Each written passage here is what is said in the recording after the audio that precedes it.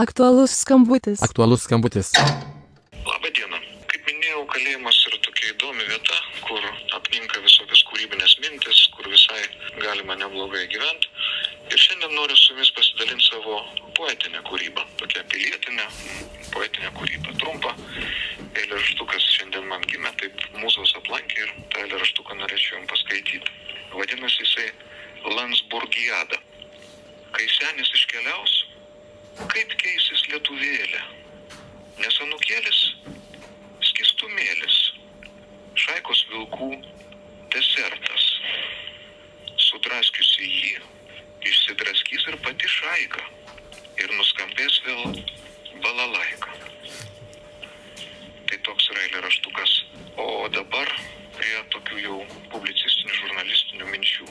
Tai noriu pasakyti, kad dabartinė valdžiukė, jinai tiesiog labai išsigando. Jūs pasižiūrėkit, netgi 3 įstatymus jinai pasiruošusi keisti vien dėl to, kad yra tokia televizija Press Jazz, kad yra toksai tarptautinis geros kaimynystės forumas, kad yra toks politinis kalinys kaip aš.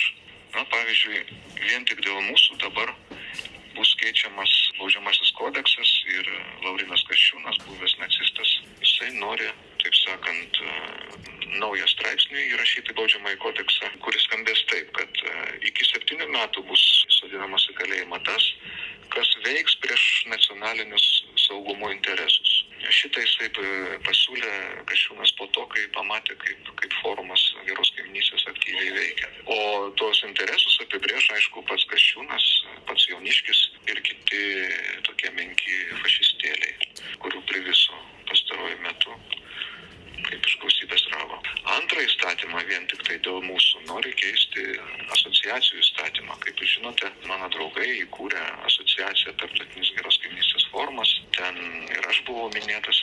Ir vien dėl to, kad jie įkūrė ir dar ten aš buvau tam kontekste, tai irgi bus keičiamas asociacijos įstatymas ir naciukai bandys drausti tokias asociacijas kurti. Tai čia antras įstatymas, asociacijų įstatymas, kuris per kelius mėnesius jau yra keičiamas vien dėl to, kad esame mes, kurie taip nepasiduodam.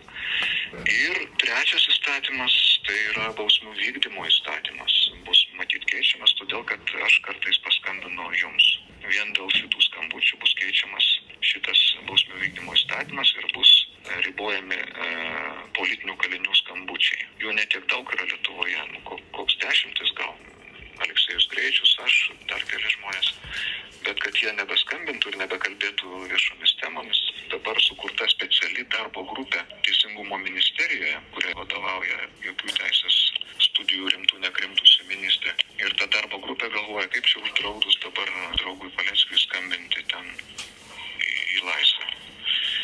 Tai bijo šitą valdžiukę, bet ką darys, matyt, čia jau jos toks likimas bijoti.